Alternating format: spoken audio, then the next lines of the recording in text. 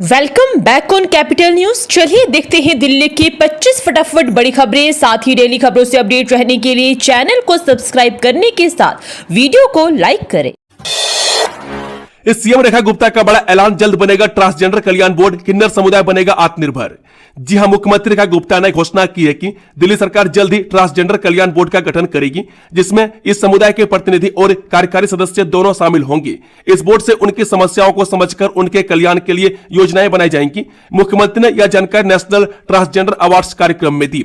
बता दें कि अंतर्राष्ट्रीय ट्रांसजेंडर अखाड़ा की ओर से अर्धनारीश्वर थीम पर आयोजित कार्यक्रम में मुख्यमंत्री ने प्रधानमंत्री मोदी के नेतृत्व में साल 2019 में लागू किए गए ट्रांसजेंडर एक्ट का उल्लेख करते हुए कहा कि यह कानून किन्नर समुदाय की समस्याओं के समाधान की दिशा में एक ऐतिहासिक कदम है। दिल्ली हवाई अड्डे पर 1 अक्टूबर से अंतर्राष्ट्रीय यात्रियों के लिए ई आगमन कार्ड सुविधा होगी शुरू।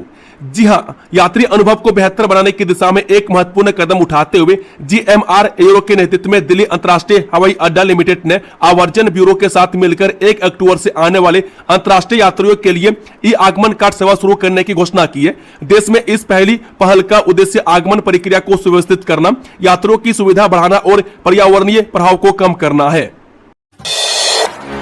बीजेपी नेता विजय कुमार मल्होत्रा के निधन पर शोक की लहर, राष्ट्रपति और प्रधानमंत्री ने दी श्रद्धांजलि। जब भाजपा के वरिष्ठ नेता प्रोफेसर विजय कुमार मल्होत्रा ने मंगलवार को 94 साल की उम्र में सुबह 6 बजे अंतिम सांस ली। वो काफी दिनों से बीमार चल रहे थे। उनके निधन के बाद भाजपा में शोक की लहर है। खुद प्रधानमंत्री मोदी ने उनके घर जाकर श्रद्धांजलि दी। उपराष्ट्रपति CP राधाकृष्णन भी प्रोफेसर विजय कुमार मल्होत्रा को श्रद्धांजलि देने पहुंचे। वहीं पूर्व राष्ट्रपति रामनाथ कोविंद समेत बीजेपी नेताओं का उनके सरकारी आवास अक्केस गुरुद्वारा रकाबगंज रोड पर श्रद्धांजलि देने के लिए आने का सिलसिला जारी है। पाकिस्तान के बलूचिस्तान में भीषण धमाका, कम से कम 6 लोगों की मौत। जब पाकिस्तान का बलूचिस्तान प्रांत लगातार अशांति के दौर से गुजर रहा है, हाल के दिनों में लगातार हमले किए गए 30 सितंबर को बलूचिस्तान प्रांत में एक शक्तिशाली विस्फोट में कम से कम 6 लोगों की मौत हो गई और कई अन्य घायल हो गई। इससे पहले 24 सितंबर को सावर से क्वेटा जा रही जाफर एक्सप्रेस ट्रेन बलूचिस्तान के स्पेसजंद शहर के पास आतंकवादियों ने रेल की पटरियां उड़ा दी थी। दिल्ली विश्वविद्यालय में स्नातक प्रवेश का अंतिम अवसर, NCEEB के तहत 2800 सीटें खाली। जी हां, दिल्ली विश्वविद्यालय के non collegiate women's education board में सोमवार को विशेष कटऑफ सूची जारी कर दी गई। NCEEB के तहत BA और BCom कार्यक्रमों में लगभग 2800 सीटें खाली है। इनमें करीब 1000 सीटें BA पाठ्यक्रम में बची है। विशेष कटऑफ के आधार पर छात्राएं 30 सितंबर से 2 अक्टूबर तक दाखिला ले सकेंगी। वहीं केंद्रों की तरफ से 3 अक्टूबर तक प्रवेश को मंजूरी दी जाएगी, जबकि फीस जमा करने की अंतिम तिथि 4 अक्टूबर रात 11:59 तक तय की गई है। इस चैतन्यानंद सरस्वती मामले में आए दिन नए खुलासे, एयर होस्टेस से जुड़ी एक और गुत्थी का पर्दाफाश, जाने क्या है पूरा मामला। जब दिल्ली के वसंत कुंज स्थित Shri Sharda institute of Indian management and research में पढ़ने वाली छात्राओं से छेड़छाड़ के आरोप में गिरफ्तार चैतन्यानंद सरस्वती को लेकर अब तक कई बड़े खुलासे हो चुके हैं। इसके साथ ही आए दिन पुलिस को एक कुछ ऐसा मिलता है जिससे कि इन पर शक और भी गहरा हो जाता है। इस बार जांच के दौरान पुलिस को आरोपी के मोबाइल फोन से कई आपत्तिजनक जानकारी सामने आई है। दिल्ली को मिलेगा जल और सीवरेज का बड़ा तोहफा, अमित शाह करेंगे 1816 करोड़ की परियोजनाएं का उद्घाटन। जे केंद्रीय गृह मंत्री अमित शाह आज दिल्ली जल बोर्ड की 1816 करोड़ रुपए से अधिक की परियोजनाओं का उद्घाटन और शिलान्यास करेंगे। यह कार्यक्रम पीएम मोदी के सेवा पखवाड़े का हिस्सा है, जो 17 सितंबर से 2 अक्टूबर तक चलेगा। इन परियोजनाओं से sewage treatment plant, booster pumping station और सीवर लाइन्स शामिल है। यह दिल्ली के लाखों परिवारों को स्वच्छ जल और मजबूत सीवरेज नेटवर्क प्रदान करेगा। विदेश में आयुर्वेद पद्धति से चिकित्सा के लिए सरकार ने कई नए पाठ्यक्रम को दी मान्यता। जो पश्चिमी दिल्ली में वैद्य वंदना सिरोहा ने बताया कि विदेशों में आयुर्वेद की लोकप्रियता बढ़ रही है, जिसके कारण कई पाठ्यक्रमों को मान्यता मिल रही है। आयुष मंत्री की अध्यक्षता में हुई बैठक में विदेशी चिकित्सकों को भी स्वीकृति दी गई है। बता दें कि राष्ट्रीय आयुर्वेद दिवस पर 3 विद्वानों को धनवंतरी सम्मान और 5 लाख रुपए की धनराशि से सम्मानित किया गया, जिसमें प्रोफेसर बनवारी लाल गौर शामिल थे। दिल्ली में 75 सीएम श्री स्कूल विशिष्ट संस्थानों के तौर पर होंगे विकसित, LGV के सक्सेना ने किया अधिसूचित। जी हां, उपराज्यपाल बीके सक्सेना ने दिल्ली के 75 सीएम श्री स्कूलों को विशिष्ट श्रेणी संस्थान के रूप में अधिसूचित किया है। ये स्कूल शिक्षा निदेशालय के अंतर्गत विकसित होंगे और राष्ट्रीय शिक्षा नीति के अनुरूप दक्षता आधारित शिक्षा देंगे। आर्टिफिशियल इंटेलिजेंस और डिजिटल इंटीग्रेशन पर जोर दिया जाएगा, जिससे छात्रों पर परीक्षा का तनाव कम हो। कुछ स्कूल नर्सरी से और कुछ छठी कक्षा से शुरू होंगे, जिनमें प्रवेश एप्टीट्यूड टेस्ट से होगा। उपराज्यपाल बीके सक्सेना ने 75 सीएम श्री स्कूलों को स्पेसिफाइड कैटेगरी संस्थान के रूप में अधिसूचित किया है। शिक्षा निदेशालय के अधिकारी के मुताबिक ये स्कूल शिक्षा निदेशालय के अंतर्गत विशेष संस्थानों के रूप में विकसित किए जाएंगे।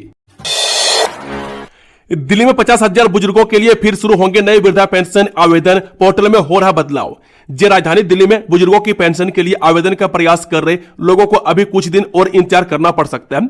इस योजना के लिए आगामी 2 अक्टूबर के बाद ऑनलाइन आवेदन की प्रक्रिया फिर से शुरू हो सकती है। बता दें कि बड़ी संख्या में लोगों द्वारा आवेदन का प्रयास किया जा रहा है, लेकिन यह स्वीकार नहीं हो रहे हैं। इसके लिए सभी तैयारियां संबंधित विभाग द्वारा की जा रही है। जल्द ही सरकार आवेदन तिथि की घोषणा सरकार कर सकती है। बता दें कि बीते 17 सितंबर को प्रधानमंत्री मोदी के जन्म दिवस पर दिल्ली में कई महत्वपूर्ण परियोजनाओं का उद्घाटन और घोषणाएं की गई थी। इनमें 50,000 बुजुर्गों के लिए नई पेंशन शुरू करने की घोषणा भी शामिल थी। इसके बाद से ही बड़ी संख्या में बुजुर्गों द्वारा दिल्ली सरकार की वेबसाइट पर आवेदन का प्रयास किया जा रहा है, लेकिन आवेदन स्वीकार नहीं किए जा रहे हैं। तो मैं मान लूंगी कि वैसा हूं, भारत में वायरल रशियन लड़की कोको क्यों रोने लगी। जी भारत में वायरल एक रशियन सोशल मीडिया इन्फ्लुएंसर ने दिल्ली स्थित फॉरेनर्स रीजनल रजिस्ट्रेशन ऑफिस में अपने साथ बदसलूकी का आरोप लगाया। इंस्टाग्राम और यूट्यूब पर कोको इन इंडिया नाम से मशहूर लड़की का आरोप है कि वहां न सिर्फ उसका मोबाइल चेक किया गया, बल्कि पर्सनल सवाल किए गए और यहां तक पूछा गया कि वह होटलों में क्यों जाती है। कथित सवालों से आहत इन्फ्लुएंसर ने इंस्टाग्राम पर 3 वीडियो शेयर करके पूरी बात बताई और खुद पर लगाए गए आरोपों को लेकर उसे सबूत मांगे हैं। अभिनेत्री उर्वशी रौतेला पर ईडी का शिकंजा, ऑनलाइन सट्टेबाजी मामले में हुई पेश। जी हां, बॉलीवुड अभिनेत्री और मॉडल उर्वशी रौतेला मंगलवार को एक बड़े ऑनलाइन सट्टेबाजी घोटाले के सिलसिले में प्रवर्तन निदेशालय यानी कि ईडी के सामने पेश हुई। यह मामला केरीबाई द्वीप कुराकाको में रजिस्टर्ड ऑनलाइन सट्टेबाजी और गेमिंग प्लेटफॉर्म 1xBet से जुड़ा है, जिसकी उर्वशी ब्रांड एम्बेसडर है। इस खबर ने बॉलीवुड और खेल जगत में हलचल मचा दी है, क्योंकि कई बड़े नाम इस जांच के दायरे में है। दिल्ली गुरुग्राम वाले ध्यान दें, NHAI का एम्स से महिपालपुर तक खास एलिवेटेड कॉरिडोर 9 महीने में होगा पूरा। जी हां, राष्ट्रीय राजमार्ग प्राधिकरण ने एम्स से महिपालपुर बाईपास तक एलिवेटेड कॉरिडोर तथा इसके आगे गुड़गांव फरीदाबाद रोड तक विस्तार की विस्तृत परियोजना रिपोर्ट तैयार करने के लिए परामर्शदात्री सेवाओं की निविदा जारी की है। यह परियोजना राजधानी दिल्ली के ट्रैफिक बोझ को कम करने और कनेक्टिविटी सुधारने के उद्देश्य से तैयार की जा रही है। जारी निविदा के अनुसार योग्य परामर्शदाताओं से ऑनलाइन प्रस्ताव मांगे गए हैं। दिल्ली में उद्योग का उत्सव MSME फॉर भारत कॉन्क्लेव और अवार्ड समारोह में देश भर के उद्यमी होंगे शामिल। ये देश भर के 26 शहरों में MSME मंथन के बाद अमर उजाला 9 अक्टूबर को नई दिल्ली के भारत मंडपम में MSME for Bharat conclave expo और अवार्ड समारोह आयोजित करेगा। सूक्ष्म, लघु और मध्यम उद्यमों के लिए यह समारोह वैचारिक मंच होगा, जहां उद्योगपति, नीति निर्माता और MSME उद्यमी एकजुट होकर अपने विचार साझा करेंगे। बता दें कि कॉन्क्लेव में केंद्रीय MSME मंत्री जीतन राम मांझी बतौर मुख्य अतिथि के रूप में शिरकत करेंगे। समारोह में विशिष्ट अतिथियों में केंद्रीय वाणिज्य एवं उद्योग राज्य मंत्री जितिन प्रसाद और केंद्रीय वित्त राज्य मंत्री पंकज चौधरी के अलावा फिल्म अभिनेता और निर्माता प्रेस रावल विशेष अतिथि के रूप में अपनी उपस्थिति दर्ज कराएंगे। SSC हेड कांस्टेबल के 509 पदों पर करेगा भर्ती, आवेदन शुरू, ये है अंतिम तारीख। कर्मचारी चयन आयोग दिल्ली पुलिस में हेड कांस्टेबल के 509 पदों पर भर्ती करेगा। विज्ञापन जारी होने के बाद 7 सोमवार से आवेदन शुरू हो गए हैं। आवेदन की आखिरी तारीख 20 अक्टूबर है। फीस 21 अक्टूबर तक जमा होगी। वस्तुनिष्ठ आधारित परीक्षा दिसंबर व जनवरी में प्रस्तावित है। आयोग की ओर से जारी विज्ञापन के अनुसार फॉर्म भरने में किसी तरह की त्रुटि हो गई है तो अभ्यर्थी 27 से 29 अक्टूबर के बीच संशोधन कर सकेंगे। चयन लिखित परीक्षा, टाइपिंग टेस्ट एवं शारीरिक परीक्षण के आधार पर होगा। टाइपिंग टेस्ट 25 अंक का होगा। ईडी ने दिल्ली NCR समेत कई राज्यों में मारे छापे, 2 करोड़ 25 लाख रुपए जब्त, 8,05,000 रुपए की विदेशी मुद्रा भी मिली। जी हां, ईडी ने गोवा स्थित एक कैसीनो और उससे जुड़े संस्थानों के खिलाफ दिल्ली एनसीआर समेत कई राज्यों में छापे मारकर 2 करोड़ 25 लाख रुपए और 8,05,000 रुपए की विदेशी मुद्रा जब्त की है। बता दें कि रविवार को शुरू और सोमवार को समाप्त हुई तलाशी के दौरान golden globe hotels, world wide reports, entertainment और बिग डैडी के कैसीनो के खिलाफ सबूत मिले। ईडी ने बताया कि मामले की जांच विदेशी मुद्रा प्रबंधन अधिनियम के प्रावधानों के तहत की जा रही है। दिल्ली की राजनीति में बड़ा उलटफेर, आपके इन बड़े नेताओं और सैकड़ों कार्यकर्ताओं ने थामा कांग्रेस का दामन। दिल्ली की राजनीति में एक बड़ा उलटफेर देखने को मिला है। मैं आम आदमी पार्टी यानी कि आपके कई नेता और कार्यकर्ता दिल्ली प्रदेश कांग्रेस अध्यक्ष देवेंद्र यादव की मौजूदगी में कांग्रेस पार्टी में शामिल हो गए। प्रदेश कांग्रेस कार्यालय राजीव भवन में आयोजित कार्यक्रम में देवेंद्र यादव ने आप नेताओं और कार्यकर्ताओं को कांग्रेस का पटका पहनाकर पार्टी में स्वागत किया और उन्हें आने वाले समय में कांग्रेस के लिए जी जान से काम करने की शुभकामनाएं दी। बता दें कि देवेंद्र यादव ने कहा कि विधानसभा चुनाव के बाद दिल्ली में अब जनता कांग्रेस की विचारधारा पर विश्वास जता रही है। अब विपक्षी दलों के कार्यकर्ता कांग्रेस के नेतृत्व और विचारधारा को स्वीकारते हुए पार्टी का हिस्सा बन रहे हैं। उन्होंने दावा किया है कि यह सभी नेता और कार्यकर्ता राहुल गांधी के नेतृत्व में झूठ, भ्रष्टाचार और जनता को गुमराह करने वाली राजनीति के खिलाफ लड़ाई लड़ेंगे। दिवाली से पहले दिल्ली पुलिस की बड़ी कार्रवाई, 164 किलो प्रतिबंधित पटाखे के साथ 2 गिरफ्तार। जी, दिवाली नजदीक आते ही पटाखा व्यापारी फिर से सक्रिय हो गए हैं, लेकिन इस बार दिल्ली पुलिस बेहद सख्त दिख रही है। बढ़ते एयर पोल्यूशन को देखते हुए दिल्ली सरकार ने शहर में कई तरह के पटाखों पर प्रतिबंध लगा रखा है। मैं दिल्ली पुलिस कमिश्नर सतीश गोलचा ने इस प्रतिबंध को पालन को सुनिश्चित करने के लिए पूरे शहर में पुलिस को सक्रिय कर दिया है। बता दें कि 27 सितंबर को एक गुप्त सूचना के आधार पर पुलिस ने दिल्ली के विजयनगर में छापा मारा। मौके पर ललित कुमार गुलाटी और मुकुल वासन को गिरफ्तार कर लिया है। उनके कब्जे से भारी मात्रा में प्रतिबंधित पटाखे बरामद हुए। दिल्ली पुलिस की क्राइम ब्रांच की टीम ने इसी कार्रवाई के तहत 2 आरोपियों को रंगे हाथ गिरफ्तार किया। इनके कब्जे से कुल 164 किलो प्रतिबंधित पटाखे बरामद हुए। अब छठ पूजा पर घर जाने में नहीं होगी टिकट की मारामारी, रेल मंत्री ने कर दिया बड़ा ऐलान। जे नवरात्रि के पावन अवसर पर भारतीय रेलवे ने बिहार को 7 नई ट्रेनों की सौगात दी। वहीं रेल मंत्री अश्विनी वैष्णव ने सोमवार यानी कि 29 सितंबर को छठ पूजा के लिए ट्रेनों को लेकर बड़ा ऐलान किया।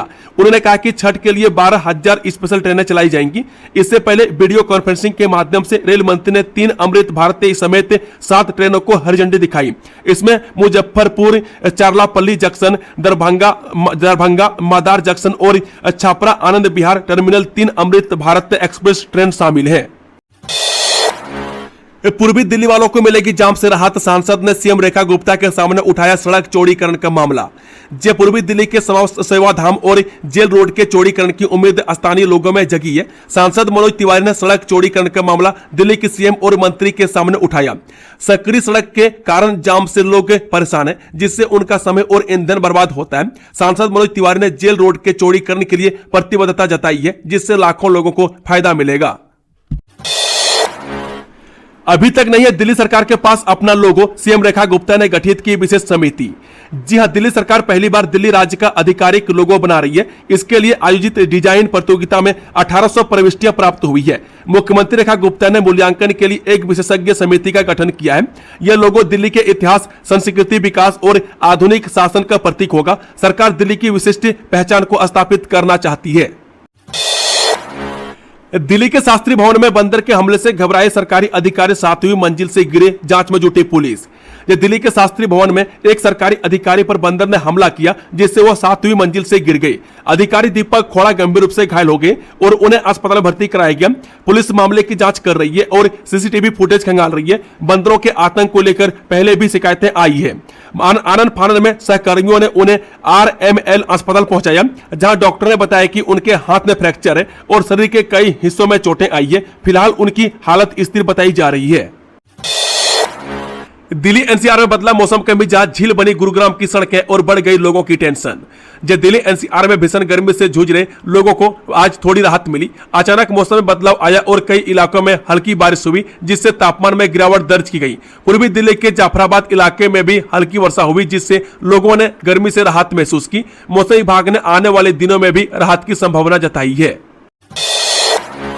दिल्ली में गांजा तस्करी करने वाले गिरोह का भंडाफोड़, बदमाशों के पास से भारी मात्रा में गांजा बरामद। जो दिल्ली पुलिस ने पोर्टर के माध्यम से गांजा तस्करी करने वाले गिरोह का भंडाफोड़ किया है। में 3 आरोपियों को गिरफ्तार कर 37 केजी 79 ग्राम गांजा बरामद किया है, जिसकी कीमत 13,22,000 रुपये आंकी गई है। आरोपियों की पहचान प्रमोद कुमार, संजय चतुर्वेदी और अनित सोम के रूप में हुई है। बता दें कि प्रमोद पोर्टर का काम करता है। वह पुलिस ने एक मोटरसाइकिल और कार जब्त की है और नेटवर्क की जांच कर रही है। वाहन चालक दे ध्यान, दिल्ली की इन सड़कों से करें परहेज, ट्रैफिक पुलिस की एडवाइजरी। जी हां, राष्ट्रीय राजधानी के चित्तरंजन पार्क में दुर्गा पूजा पंडालों में श्रद्धालुओं की भारी भीड़ उमड़ने की संभावना और प्रधानमंत्री मोदी के संभावित दौरे को देखते हुए दिल्ली ट्रैफिक पुलिस ने मंगलवार को वाहन चालकों के लिए ट्रैफिक एडवाइजरी जारी की है। ताजा ट्रैफिक एडवाइजरी के मुताबिक आउटर रिंग रोड यानी कि पंचशील से ग्रेटर कैलाश तक, लाल बहादुर शास्त्री मार्ग, जेपी टीटो मार्ग, इंद्र मोहन भारद्वाज मार्ग और सीआर पार्क के मुख्य सड़क पर आवाजाही प्रभावित रहने का अनुमान है। इस सीसीटीवी में क्या दिखा कि कमजोर पड़ी पुलिस की कहानी, बीएमडब्ल्यू वाली गगनप्रीत को जमानत। दिल्ली के चर्चित बीएमडब्ल्यू हादसे में आरोपी गगनप्रीत कौर को अदालत ने जमानत दे दी है। बता दें कि 27 सितंबर को आए फैसले में अदालत ने पाया कि अभियोजन पक्ष की कहानी और सबूतों में विरोधाभास है। कोर्ट ने कहा कि घटना स्थल के सीसीटीवी फुटेज ने शुरुआती आकलन को बदल दिया है। वहीं कल्पेबल होमिसाइड यानी कि जानबूझकर की गई गलती जिसमें किसी की जान चली जाए के आरोपों को कमजोर किया और इससे पता चलता है कि यह मामला लापरवाही से गाड़ी चलाने का है।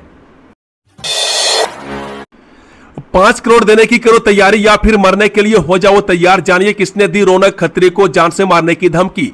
जी, राष्ट्रीय राजधानी दिल्ली से हैरान कर देने वाला मामला सामने आया है। वह दिल्ली यूनिवर्सिटी स्टूडेंट यूनियन के पूर्व अध्यक्ष को गैंगस्टर की तरफ से फोन पर धमकी मिली है।